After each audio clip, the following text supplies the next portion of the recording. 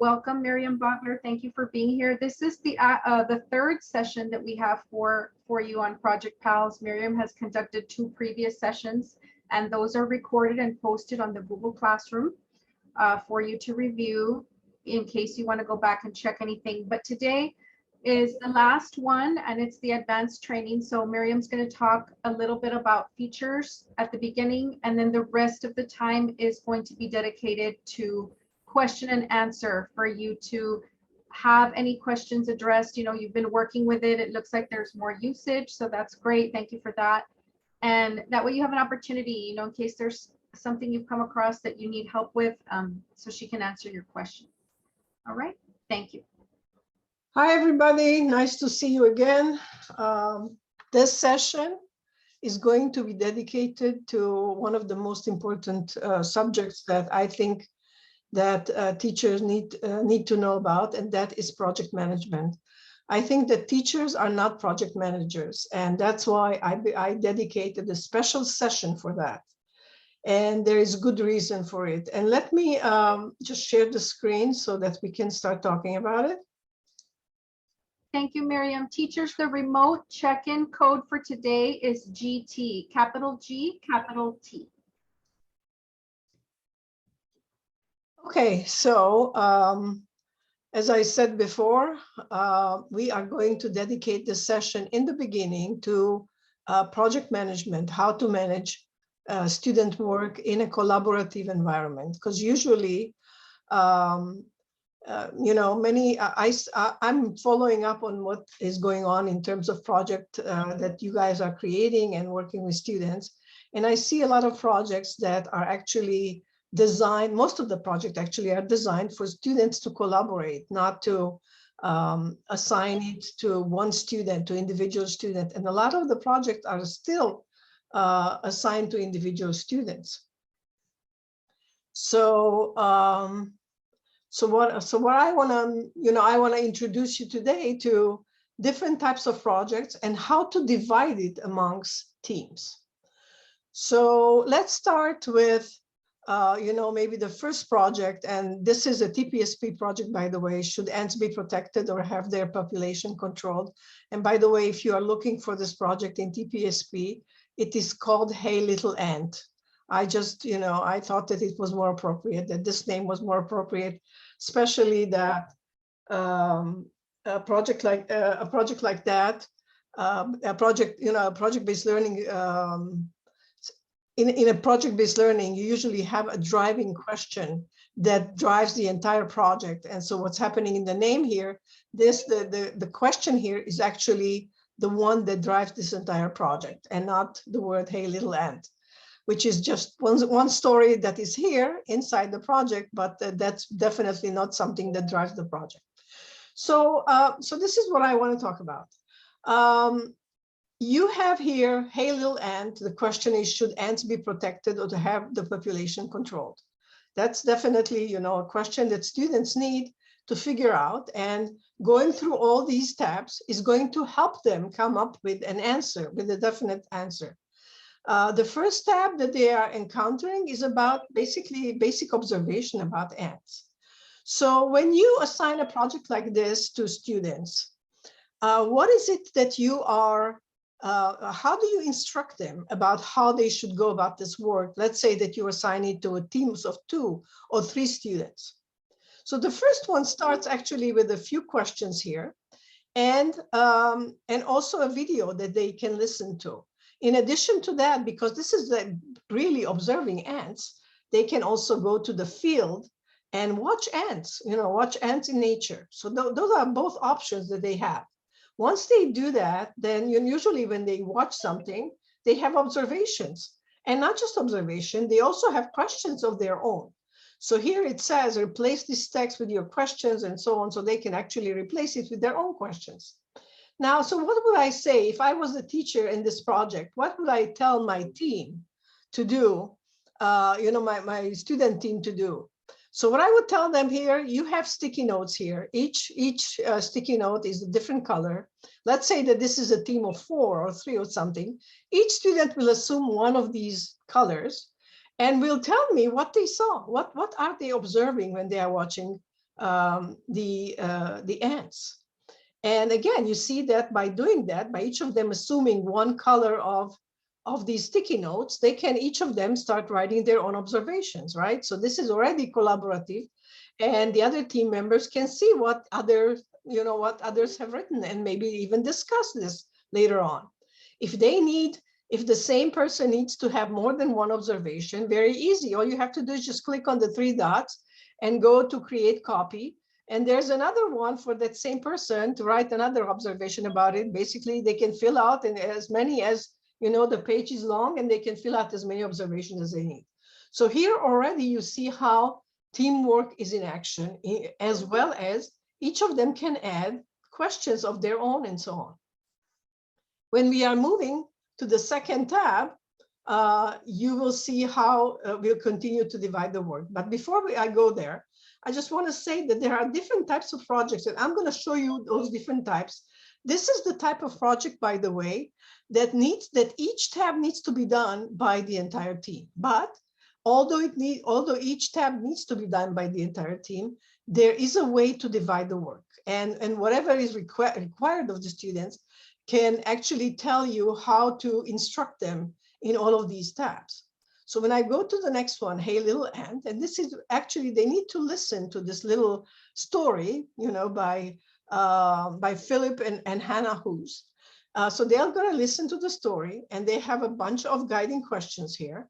And they have a few text boxes that students need to reflect on. Whatever they heard, based on that, they need to reflect on. So it says here, personal experience with ants. Of course, personal experience is individual, right?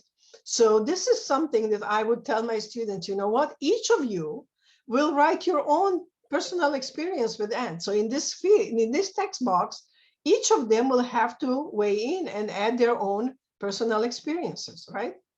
But when it comes to something like the author's purpose, then I would say, okay, you all, or the entire team, is listening to this story, right?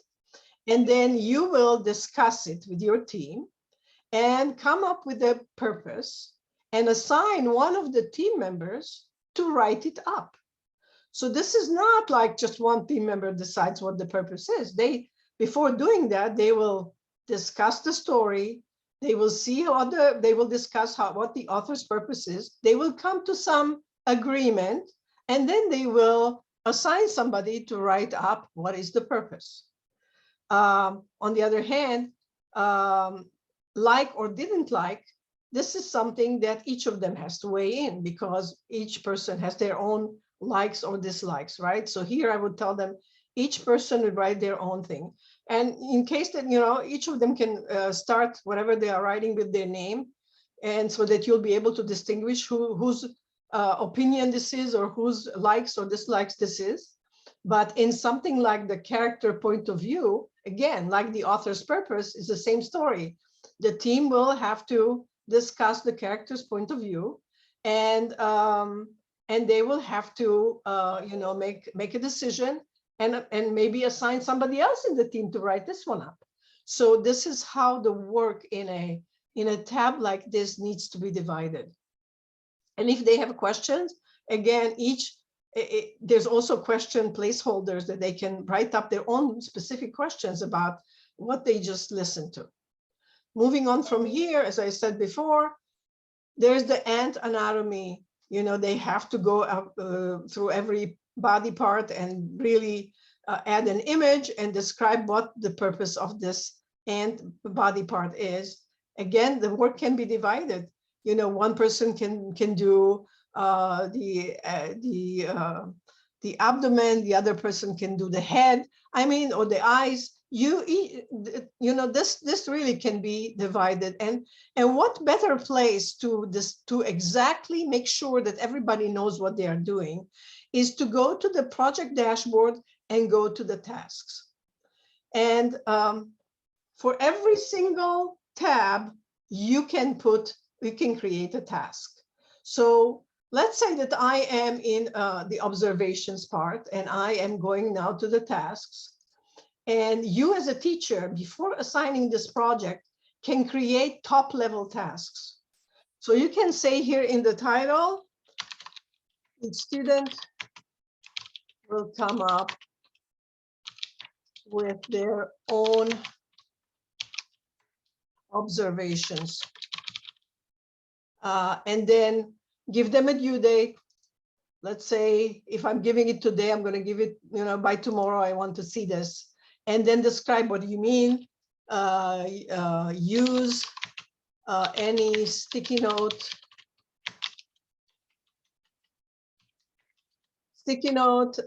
and provide us with your observations about ants. And each student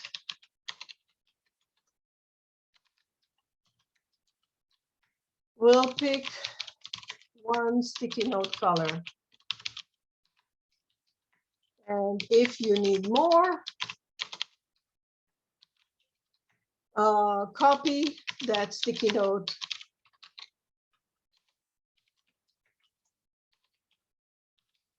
and edit the text. This is very clear instructions for the students. And what's great about this is a top level task because there's no names. You cannot assign it to anybody specific. This project was not assigned yet. So therefore, when you will assign this, every student will get this. So these are the top level tasks that you can create. And by the way, I'm just going to go and edit this because I forgot something very important. Before the name of anything, you can actually type up the name of the tab. So you can say observations tab. So they know that this is the observations tab.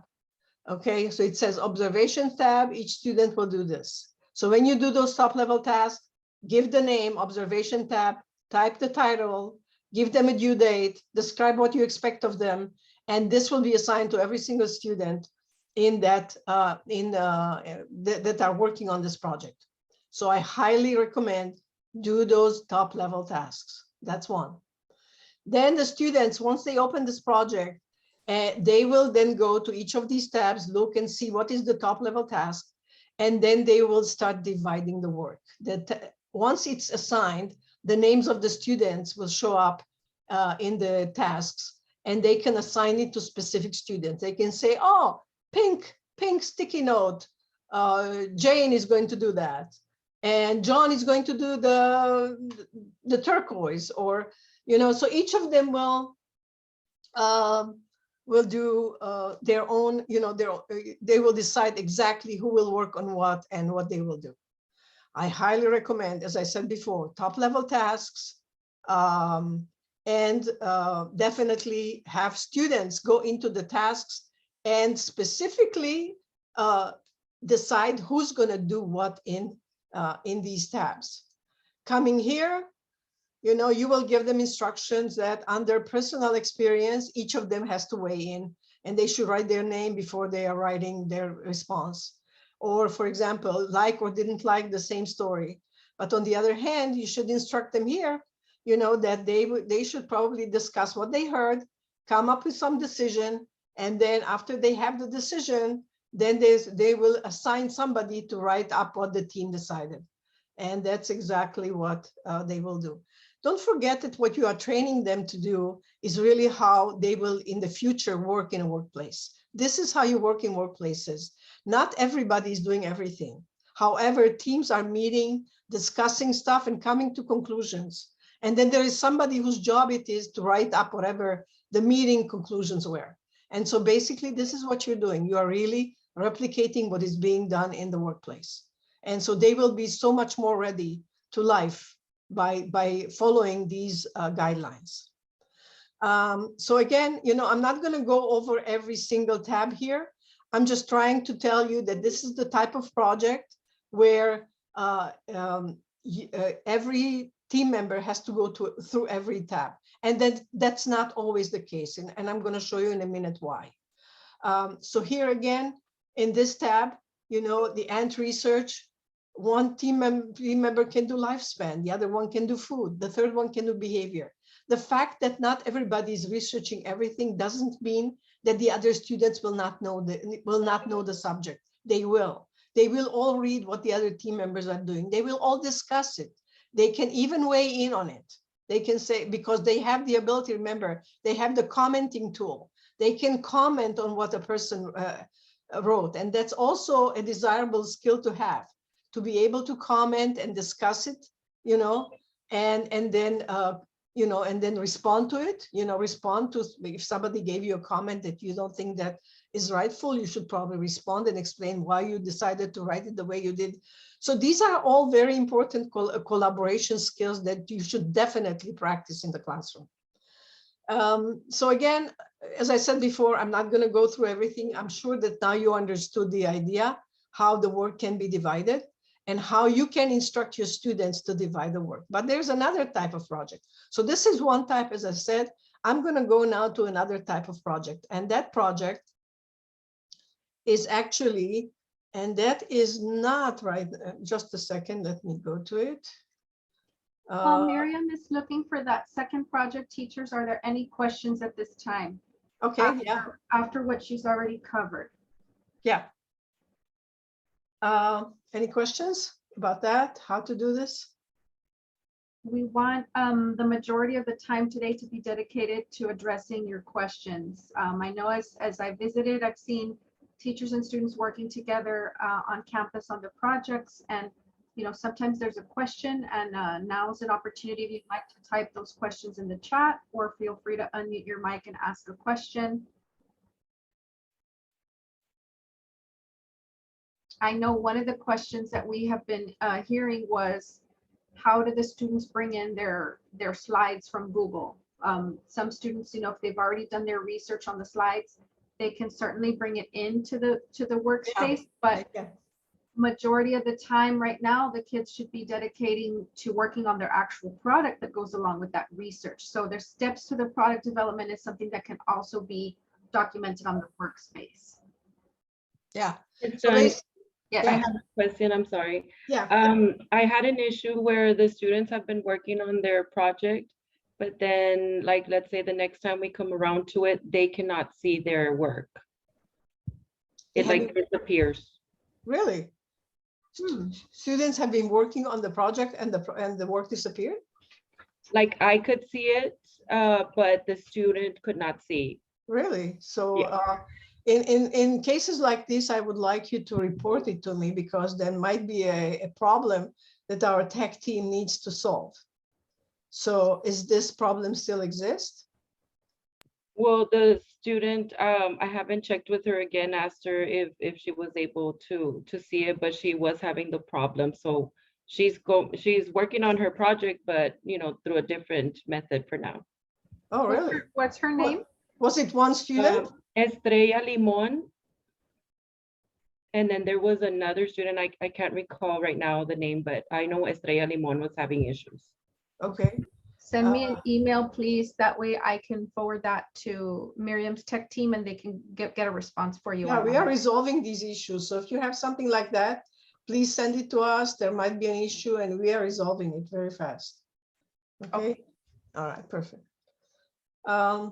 Any more questions about how to manage or anything that you have? I'm going to dedicate, I'm just going to go through one more project type, and then I'm going to dedicate the rest of the time to your questions. So if this is something that has to do with what I presented right now, please feel free to ask me. If not, then hold your questions until I finish the other method, and then I can accept any other question that you may have. Okay. All right, so no questions about that. Now there is another type of question. I'm going to clone this project. This was actually not a TPSP project, but it's still worth going through because you'll see the difference. I'm going to just clone it so I can do changes and do stuff in it. And let me just go to it. So here it is. How to design a new park that supports local plant life. So when I open this project, what I have here is basically, I have a group of people, or students in this case, who want to come up with a plan to recommend their city to open a park somewhere, and they want to do the whole planning of it, so that it supports local plant life. And so what they see here, what's involved in designing a park? So first of all, choosing a location, the best location. Basically going and seeing who is the community that that is going to come to the park. What type of attraction will be available for this specific community?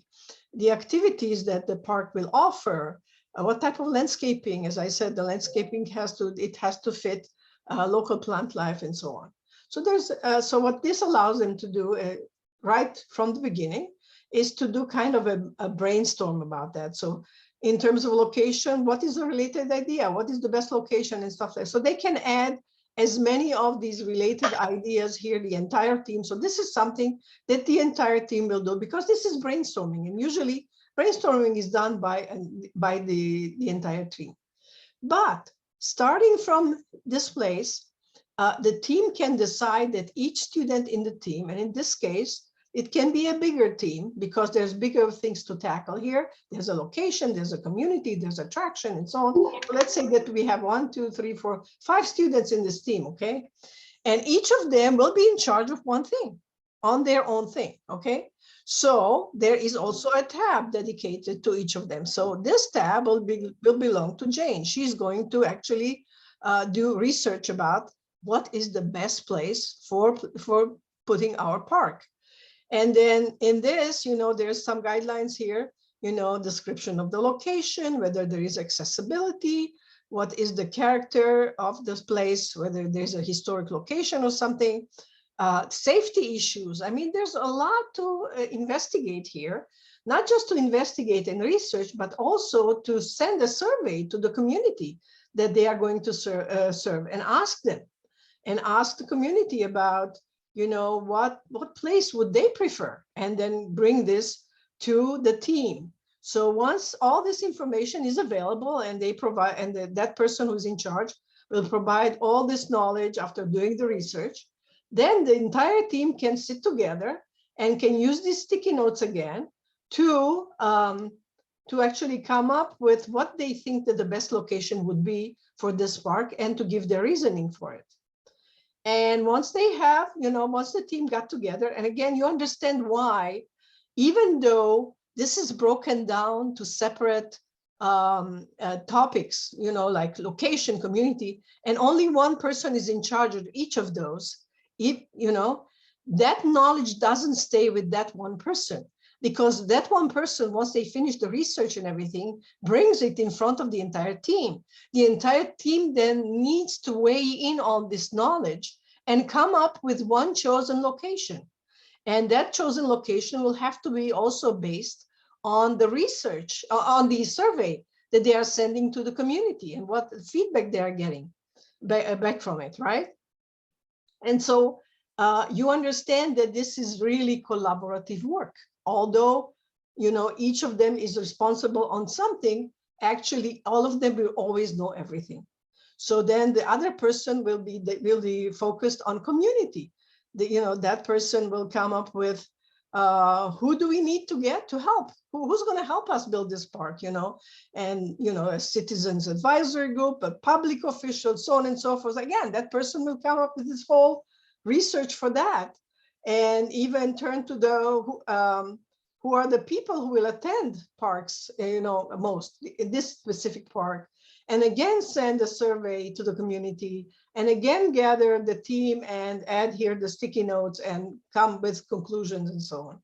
So you understand that this is a slightly different type of project than I showed you previously. In this case, one student is in charge of one part of the big topic, and then together they are in charge on everything. So finally they will put everything together, they went through everything, and then in the end they will come up with their own suggestions about location, about community, about attractions, what type of attractions to put, about landscaping, what type of plants to plant in our park, what type of furniture and so on and so forth, What type of activities to encourage in the park? What is it that this community may be interested in? Again, should send a survey to the public to find out which ones they prefer, and finally they will come up with some kind of a design, for their park. So again, very exciting. Each step of the way has those sticky notes, has those brainstorming sessions, feeds off of each other's knowledge. You understand that it's not that one student is missing out or any student is missing out on anything in this project. They are constantly informed. Okay, so these are the two types. So type number one, as I said before, the ANTS project, every single tab needs to be visited by the entire team. But in this case, in this type of project, there are roles, and each student can assume their own role, and it is much more exciting to do a project like this in collaboration rather than assign it to individual students. I noticed that a lot of these projects that were really designed for teams are being assigned to individual students. And it's not just that the workload is huge by, just imagine that one student needs to do all this in order to come up with the ideal park that they think that they need to put in their community. But it's also not very exciting because there's nobody to discuss it with, to brainstorm it, about, and to consult, which is usually what's happening in life. That's what in life, it is never one person working on such a big project. It's always a lot of people working together, discussing, and coming up with the best conclusion, and the best part they can come up with, and so on. So this is more or less this. Now, a few more things, a little bit more advice about before you assign a project to a class is when you go to the project dashboard. This is basically the project management. And I definitely suggest that you put everything in it before you assign it to the class. So if under the details, you have a video that you want to add here, you should do it now before you assign it. A project description should be here. And then team members, team members will be only after you assign will show up. Standards, if you have standards, please put them in before you assign the project to the class. There's TEKs here, so you can select from the TEKs. Supporting materials, if you have any supporting materials you want your students, please add them here before you assign. Tasks, as I said before, top level tasks should be added by you. If those are tasks that relate to the entire class, do it before you assign it. After you assign it, it's going to be too late. And then evaluate. This is the rubrics. So by the way, even if you go to if this is a TPSP project and you go to the TPSP site, they have a section of rubrics. You can go to evaluate here and add the URL, add the web address of that rubric, and just click in here, insert the URL, and that rubric is going to show up here for the students as a link, and they can click on it and see exactly what your expectations are. So you definitely can do that, can add the rubrics from that site directly here. If you have other rubrics that are in a Google Doc or anything like that, you can also, of course, add them in any way. Question, Miriam, real quick. Did I understand correctly? You said tasks, like if students are already assigned a project and they're already working in progress, the teacher won't be able to go and add a task after it's been assigned? She can, but, or he can, but it needs to be done through, it needs to be done in the class itself, and the teacher needs to go to each single project. The reason is that students start working on the project, and we cannot allow overriding what the students did because they already worked on it. So that's the only reason why it cannot be done after it was assigned. So if the teacher decides that needs to add to all these projects or something, then the teacher needs to go to every single one of them and do the task in every single one of them once the project already started. So it's definitely advisable to assign the tasks ahead of time before assigning. That's right. That's right. these are going to be fundamental differences. Suddenly you will see an active project. You will see kids sitting and talking about stuff and negotiating. And, it's going to be a much more dynamic, lively type of environment that resembles real life. So I highly recommend that instead of assigning it to individual students, assign it to teams, but conduct a session of project management, manage them, tell them what you expect of every single tab, give them top level tasks and have them read them and have them create low level tasks. So even if, so let's say that you are in this project, in the ants project, okay? And tell them, you know what, I'm expecting you that here, for example, you will exactly tell me who's going to work on this text box, who's going to be the person who will actually summarize what the team has decided. And then they will go to the tasks here.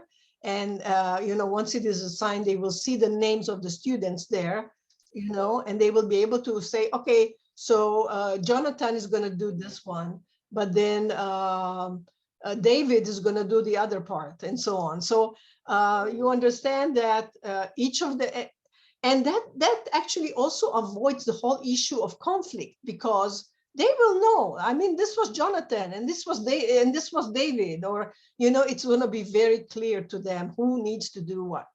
And if Jonathan or David are not going to do their work, then it's going to be clear who wasn't supposed to and why they did, and they will have to tell you why they didn't.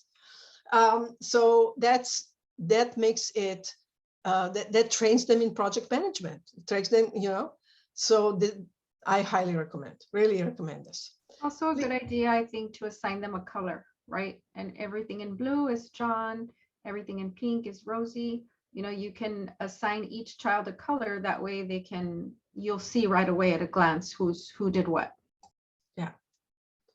So, yeah, I definitely, as I said, I recommend that you provide top level tasks and they provide, and they come up with the low level task, with the ones that are specifically assigned to specific people. I also recommend that you assign team leaders. And the team leader, this is also the attempt to develop leadership skills, right? Assign a team leader and tell the team leader that they are in charge to follow up if everybody is doing their work. So all the team leader needs to do is go to first of all, tell them to create tasks for themselves. And then once the tasks were created and there is a due date, that team leader needs to go in and check, oh, wait a minute, this was supposed to be due today. Why isn't it due today? And ask the other team members. So that way, again, you are developing leadership skills. And don't just assign one person to become a leader. Have them rotate the job. 1 week is leader number one, one person in the team. The second week, the job goes to somebody else. Somebody else becomes a team leader. That way they are not going to fight. Nobody's going to feel that they are, left out. And each of them will practice leadership skills. And also the work will be done, because they will follow up. I can assure you, they will follow up on their peers.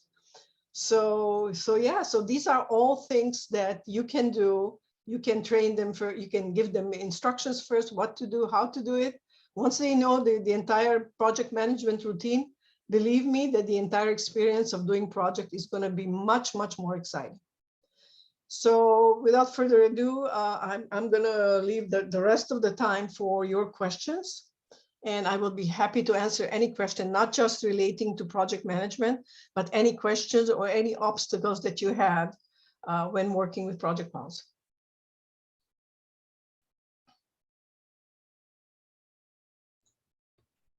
Thank you, Miriam. Teachers, now is your chance.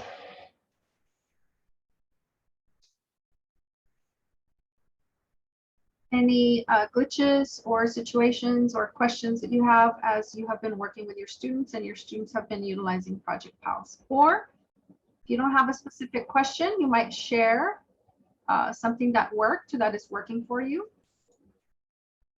That's also valuable. I just wanted to ask Ms. Dan, is there a way they can share like a link to their Project Pals, to their project, or it's just accessing it through the website like Project Pals? So you want other people to see the project, is that it? Or other? Yes, ma'am. Like if they had, like when we're presenting for their showcase, like is there a link that we absolutely. can share somewhere Yeah. and they can have access to it? Yeah. Okay, so the way to do this is to go to the details in the project dashboard, and where it says publicly visible, okay, you are going to check that, and only you as a teacher have access to this, to publicly visible, and you then make up a password, any password that you want, and then you send this, you will send the project URL you see on the top, you copy that, and then you provide that password in an email to whoever you wanted to share the project with.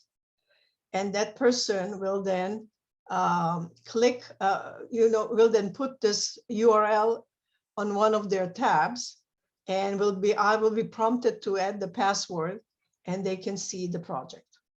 The reason we did it this way is because we did not want anybody to be able to go into a project and just see it.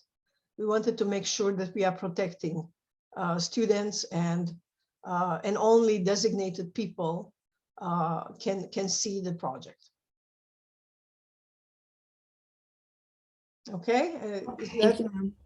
Yeah. Thank you, Ms. Rojas. We do have a couple of questions in the chat. Approximately how long should a project like the park one take, more or less?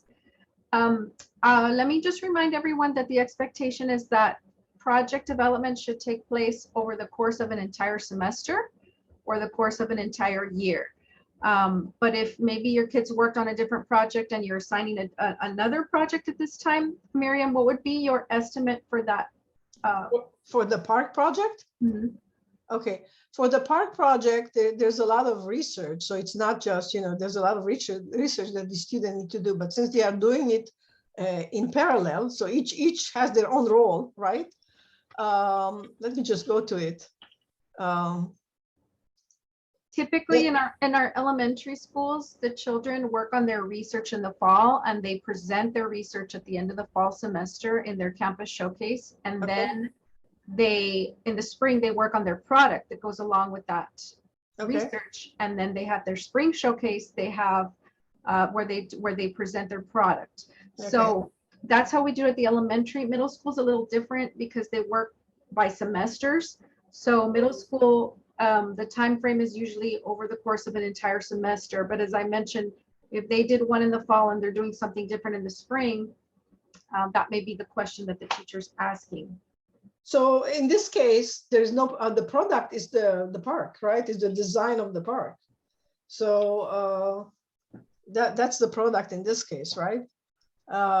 It's not always something physical that you're building. It's many times it's something like this, like you design a park, that's a product.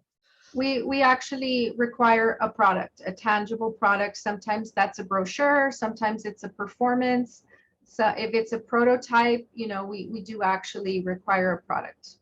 So if in that case, they can present this whole research as a brochure, not a brochure, but as a PowerPoint, right? That's part of the research presentation, but they would be required to have a product in addition to that. So they cannot build a park themselves, I mean, with their hands, right? Right. So how would they do a project like this? If they're going to, they could just show like where they mapped out what the park looks like. That would be something that they could create on a poster or something tangible or on a separate brochure, but it needs to be a product or a performance. Or maybe they actually create a commercial or a PSA announcing the unveiling of this new park. That's cool. Yeah, absolutely. Yeah. They can add it as another tab here, the brochure or whatever, Yeah, definitely. So how much time something like this would take? As I said before, in this case, the investigating location shouldn't be a big deal of research. Community should be a little bit more complicated. Maybe another team member can help, because this is something that they need to actually contact city officials or anything that can, anybody who can help them to move things, you know, to make this actually happen. They can even come up with a proposal to the city for a park after this. Just imagine for a second that the class comes up with all this research, and then they are getting in touch with the city and actually offering them a proposal. This is what our investigation produced. We are recommending that you do a park, and this is how it's going to help the community. So I would say, going back to the question on the time frame, this is like a pretty comprehensive project that really, to really do it justice, I think would need to take place over the course of a semester. Of course, depending on how much time per week you're allotting to the students. But if your students are just starting on a project now, they need to do the research and perhaps maybe do less components or less tabs in the project. You would have to kind of look at it because you really have about a month until showcasing. The last day for campus showcases is April 29th. So it may be advisable to do some version of this project over the 1 month that you have right now. But otherwise, the ideal situation would be over the course of the semester. Yeah, that's true. Okay. But you know, if you give them more time in this month, since 5 people and you assign this to 5 people, and each of them is in charge of one thing, then maybe you'll be able, if you give them more time, maybe they'll be able to actually come up with a nice recommendation or a nice, you know, for building this park. Yes, thank you. The next question we have here, can you please show how we can transfer from slides to Project Pals? Would you be able to model that on the workspace? Oh, to transfer what? The Google slide presentation to the Project Pals workspace. So the Google slide present, yes, absolutely, I can. Let's say that I'm going to this presentation. Okay, this is a Google presentation. And let's say I'm going to share. And I'm going to, where it says here, get link. It has to say anyone on the internet or anyone with this link can open. So if this doesn't say that, then you need to change it to that. If it says restricted or anything like that, you need to change anyone with the link. Once you have that, you copy the link. You click on it and copy the link. And when you have that copied link, you go into Project Pals. And I'm just gonna, you know, use one of these projects here that I have. And I'm going to go now into Project Pals, go to the media tool, which is the 3rd tool from the top, and go to the plus button and click where it says insert URL. I'm going to paste this URL that I just, you know, and click on go. And this is it. This is the P. P is the presentation, right? I'm going to click on it and place on workspace.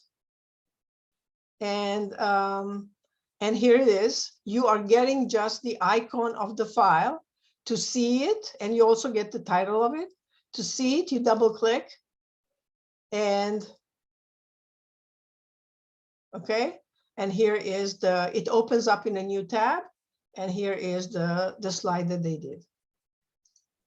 Okay, that's I'm so sorry.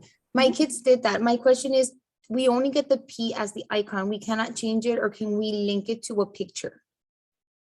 What do you mean change it? Change the icon so that it's not just like a P, so that it would have, you know how like on a Google Slides, you can link a presentation to like an image. Can we do that here? Or it's just like the icon link itself? a presentation to an image. Mm-hmm. Like that same thing you just did, but with an image, so that the image is a little more appealing. Okay, let me just, the only way to do this is to click on a text box. And then you can insert links here. And then just open it like that. But an image, is it possible to link to an image? Oh, like that one that says teaching, for example, if I wanted to link it to that instead of just a P, so it looks little. Let's so right now Right now, we don't have that option, but I'm going to find out and I'm going to let you know. I'm pretty sure we can do that. So give me a little bit of time and we'll allow you to do that. Thank you so much. Will it let you drag that P on top of the teaching image? Oh, yeah, absolutely. There you go. That might be an option. Oh, My well, kids- no, I my understand kids what you hid it want. I behind the understand. picture. The kids, some of the kids hid it behind the picture, like they enlarged it to the size of the image they wanted, just enough so that they can still see a little bit of the title so that they can click on it.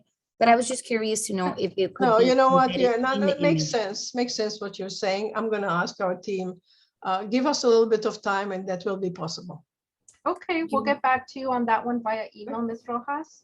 Thank you. You're welcome. Any other questions, teachers? Or if you want to share anything.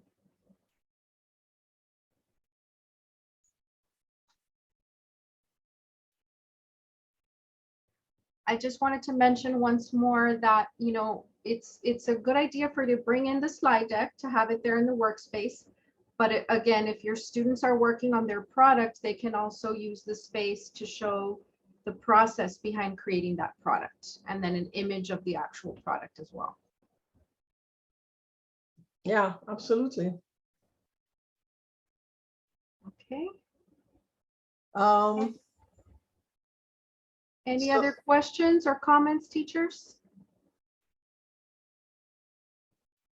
Any difficulties, anything students are struggling with? We would like to hear everything.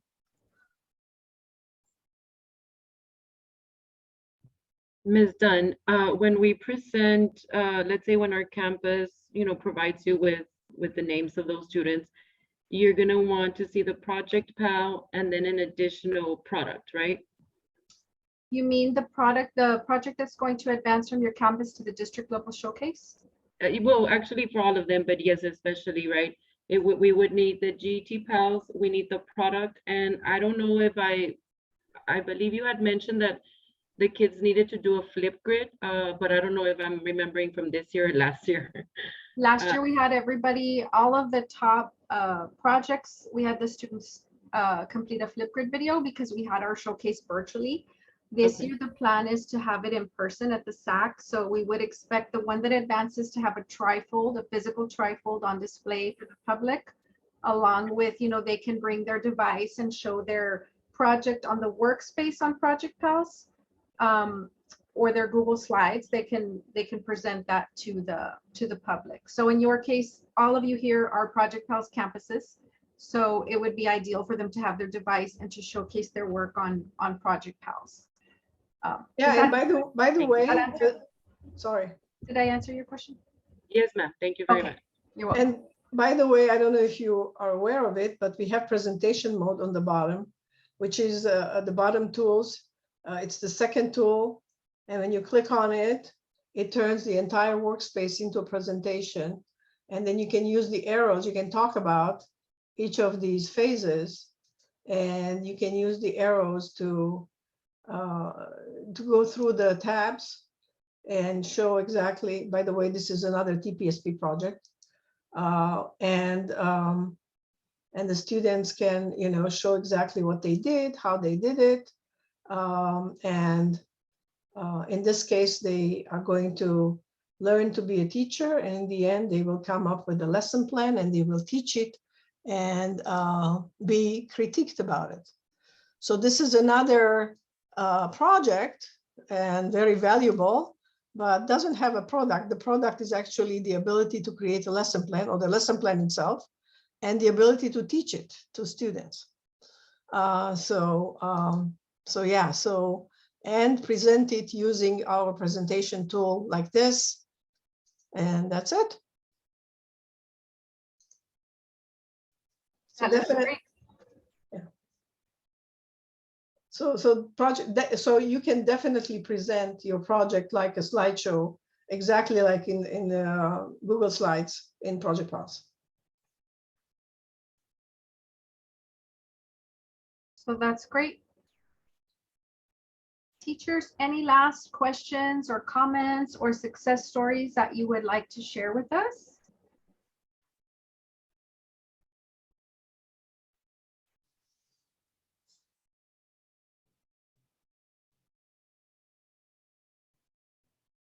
Okay, maybe I'll show something to you. You guys were mentioning creating a product and then showing the product to in the second part of the year. And I can show you how you can actually build the product and even record how you build it and showcase it in Project Pulse. So one of the projects that is also a project, a TPSP project, Products in Motion. I'm sure you're familiar with it because it's exactly the same name. In here, students are creating a transport system such as the one that Amazon has in its fulfillment centers. And these are more, I would say, maybe upper middle school or high school students. And they are first, of course, investigating simple machines and the physics of simple machines. And then they are going to learn about how the fulfillment centers in Amazon is working. And they are using one of the tools that we have that's called the events tool. The events tool allows you to record processes. So, you know, step 1, step 2, step 3, and so on. So one of the processes that the students are doing is showing us how, and let me go here to the default, is showing us how they built this robot. And so each of these is a step in the building process. And so they can, you know, and they can add as many steps as needed. You see that each of them adds one more thing to the building process, add one more image and so on.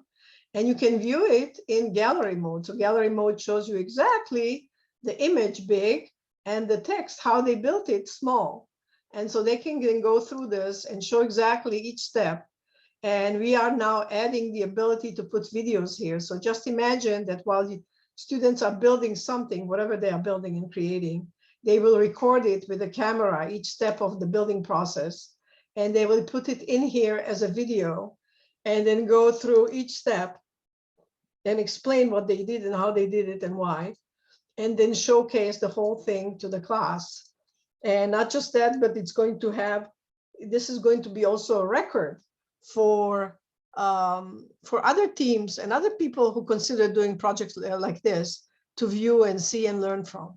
Okay, so that's an option with the events tool, which is one of our advanced tools that I'm not sure that we covered last time, but I hope that we did. So that's, you know, that's a way to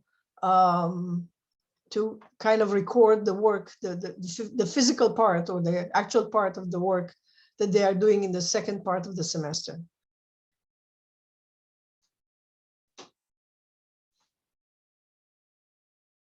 Any other tools that you guys would like me to cover, or anything that you encountered? Oh, by the way, this is just one way of presenting every step of how things are built. You can also create a whole series of using the annotation tool. So annotation tool right now actually allows you to put in videos here. So you can either put images or videos. So this is another way of showing how they built the whole thing. But in the case of the annotation tool, you can already put videos here. So they can record each step, create a video, put it in here, and show exactly how they did what. So that's another way to actually do the same thing as they are doing with the events tool.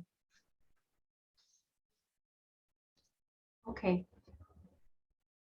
Thank you, Miriam. I think there was a lot of helpful information today. Teachers, in case you haven't checked in, the remote check-in code is GT, capital G, capital T. If anything else should come up, please remember that we're an email or a phone call away, and we're here to assist you and support you in any way we possibly can. Thank you so much for everything you do. I know you have a lot of duties, you have a lot of challenges, but we really do appreciate your professionalism, and we do appreciate the time that you take to make sure that our GT students receive services.